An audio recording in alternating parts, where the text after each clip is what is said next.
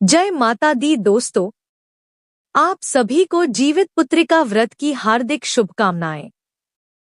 दोस्तों, आज हम इस वीडियो में बात करेंगे जितिया व्रत यानी जीवित पुत्रिका व्रत साल 2025 में कब रखा जाएगा, पूजा का शुभ मुहूर्त क्या रहेगा, नहाय खाए की तारीख और शुभ मुहूर्त क्या रहेगा, खुर जितिया यानी जितिया व्रत की तारीख और उसका शुभ मुहूर्त क्या रहेगा, और जितिया व्रत का पारण किस दिन किया जाएगा, उसका शुभ मुहूर्त क्या रहेगा।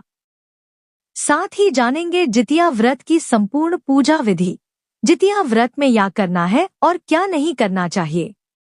तो इन सभी टॉपिक्स की जानकारी आपको यहाँ प्राप्त होगी।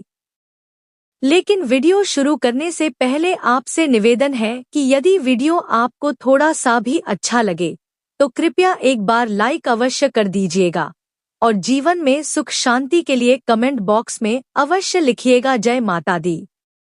तो चलिए बात करते हैं जीवित पुत्रिका व्रत की।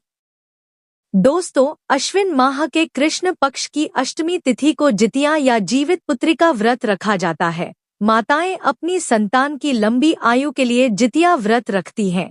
इस दिन महिलाएं निर्जला व्रत रखती हैं। माताएं इस उपवास में पानी की एक बूंद तक नहीं लेती हैं। दोस्तों, इस व्रत को 3 दिन तक किया जाता है। हर साल इस व्रत को अश्विन कृष्ण पक्ष की सप्तमी तिथि से लेकर नवमी तिथि तक मनाया जाता है, जिसमें सप्तमी को महिलाएं नहाए खाए करती हैं और अष्टमी को निर्जला व्रत और फिर नवमी के दिन महिलाएं व्रत का पारण करती हैं। दोस्तों, इस निर्जला व्रत को विवाहित माताएं अपनी संतान की सुरक्षा के लिए करती हैं। यह व्रत मुख्य रूप से उत्तर प्रदेश, झारखंड, बिहार और नेपाल में भी मनाया जाता है। आपको बता दें कि यह व्रत 3 दिन तक किया जाता है, जिसमें पहले दिन को नहाए खाए कहते हैं। यह दिन जीवित पुत्रिका का पहला दिन कहलाता है। इस दिन से व्रत की शुरुआत होती है। इस दिन महिलाएं नहाने के बाद एक बार भोजन लेती हैं और फिर दिन भर कुछ भी नहीं खाती हैं। इसके बाद दूसरा दिन, जिसे खुर जितिया कहते हैं, यह जीवित पुत्रिका व्रत का दूसरा और मुख्य दिन होता है। इस दिन महिलाएं पूरा दिन निर्जल उपवास रखती हैं। इसके बाद तीसरे दिन जितिया व्रत का पारण किया जाता है। यह जीवित पुत्रिका व्रत का आखिरी दिन होता है। वैसे तो इस दिन बहुत से लोग कई चीज खाते हैं, लेकिन मुख्य रूप से इस दिन झोर भात, नोनी का साग, मड़ुआ की रोटी और मरुआ की रोटी दिन के पहले भोजन में ली जाती है। इस प्रकार से यह जीवित पुत्रिका व्रत का 3 दिवसीय उपवास होता है। दोस्तों, इस पर्व से एक विशेष कथा जुड़ी हुई है, जिसके मुताबिक एक बार एक जंगल में चील और लोमड़ी घूम रहे थे। तभी उन्होंने कुछ लोगों को इस व्रत को विधिपूर्वक करते हुए देखा एवं कथा सुनी। उस समय चील ने इस व्रत को पूरी श्रद्धा के साथ ध्यानपूर्वक देखा, जबकि लोमड़ी वहां से चली गई, जिसके फल स्वरूप चील की संतानें सही सलामत रही, जबकि लोमड़ी की एक भी संतान जीवित नहीं बची। इस प्रकार से जितिया व्रत का बहुत अधिक महत्व बतलाया जाता है।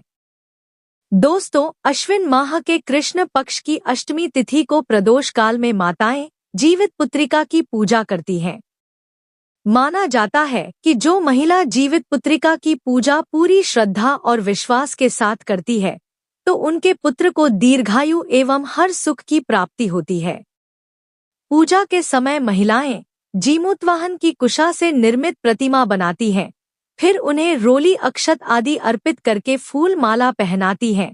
धूप दीप जलाकर विधिवत पूजा अर्चना की जाती है और पूजा में लाल धागे से बनी माला, जिसमें जीवित वाहन का लॉकेट पड़ा होता है, उसकी भी पूजा की जाती है। और पूजा करने के बाद उसे अपने बेटे को पहनाने के बाद माताएं अपने गले में धारण करती हैं। और इसके साथ ही मिट्टी तथा गाय के गोबर से चील व सियारिन की प्रतिमा भी बनाई जाती है, जिनके माथे पर लाल सिंदूर का टीका लगाया जाता है। पूजन के बाद जीवित पुत्रिका व्रत की कथा सुनना बेहद ही जरूरी है। दोस्तों, व्रत के तीसरे दिन महिलाएं स्नान व पूजा तथा सूर्य को अर्घ्य देने के बाद ही व्रत का पारण करती हैं। इस दिन पारण में मुख्य रूप से मटर का झोर, चावल, नोनी का साग, मड़ुआ की रोटी आदि खाई जाती है। कहा जाता है कि जो महिलाएं इस व्रत को पूरे विधि विधान के साथ करती हैं, उनके पुत्र आरोग्य, सफलता, समृद्धि और दीर्घायु को प्राप्त होते हैं। चलिए जानते हैं कि जीवित पुत्र का व्रत वाले दिन क्या नहीं करना चाहिए। दोस्तों, इस दिन तामसिक चीजों का सेवन न करें। इस दिन मांस, मछली, अंडा, लहसुन, प्याज जैसी तामसिक चीजों का सेवन नहीं करना चाहिए। इस बात का विशेष ध्यान रखना चाहिए कि इस व्रत में पूरे दिन कुछ खाएं या पिए नहीं। ये इस व्रत का विशेष नियम माना जाता है। इस व्रत का पारण नवमी तिथि वाले दिन स्नान और पूजा पाठ करने के बाद करना चाहिए। इसके अलावा जितिया व्रत के दौरान पूरी तरह से ब्रह्मचर्य का पालन करना चाहिए और भूलकर भी इस दिन घर में लड़ाई झगड़ा नहीं करना चाहिए। मान्यता है कि इस व्रत को धारण करने वाली महिलाओं को व्रत के दिन बिस्तर पर नहीं सोना चाहिए। व्रत के दौरान भूमि पर ही विश्राम करना चाहिए।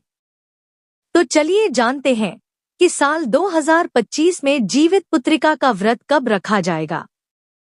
तो आपको बता दें कि जीवित पुत्रिका का पहला दिन नहाए खाए कहलाता है, जो इस बार 13 सितंबर 2025 दिन शनिवार को रखा जाएगा। और सप्तमी तिथि की शुरुआत 13 सितंबर 2025 की सुबह 7:23 पर हो जाएगी और सप्तमी तिथि की समाप्ति 14 सितंबर 2025 की सुबह 5:04 पर होगी। और जीवित पुत्रिका का दूसरा दिन, जिसे खुर जितिया कहते हैं, वह इस बार 14 सितंबर 2025 दिन रविवार को मनाया जाएगा और इसी दिन महिलाएं निर्जला व्रत रखेंगी। और अष्टमी तिथि की शुरुआत 14 सितंबर 2025 की सुबह 5:04 पर हो जाएगी और अष्टमी तिथि की समाप्ति 15 सितंबर 2025 की सुबह 3:06 पर होगी। और जितिया व्रत का पारण 15 सितंबर 2025 दिन सोमवार को किया जाएगा। नवमी तिथि की शुरुआत 15 सितंबर 2025 की प्रातःकाल 3:06 पर हो जाएगी और नवमी तिथि की समाप्ति 16 सितंबर 2025 की प्रातःकाल 1:31 पर होगी। तो दोस्तों, यह जानकारी आपको अच्छी लगी तो कमेंट में जय माता दी जरूर लिखें। वीडियो थोड़ा भी अच्छा लगा हो तो कृपया वीडियो को लाइक अवश्य करें, शेयर करें और साथ ही साथ हमारे चैनल को सब्सक्राइब करें। धन्यवाद।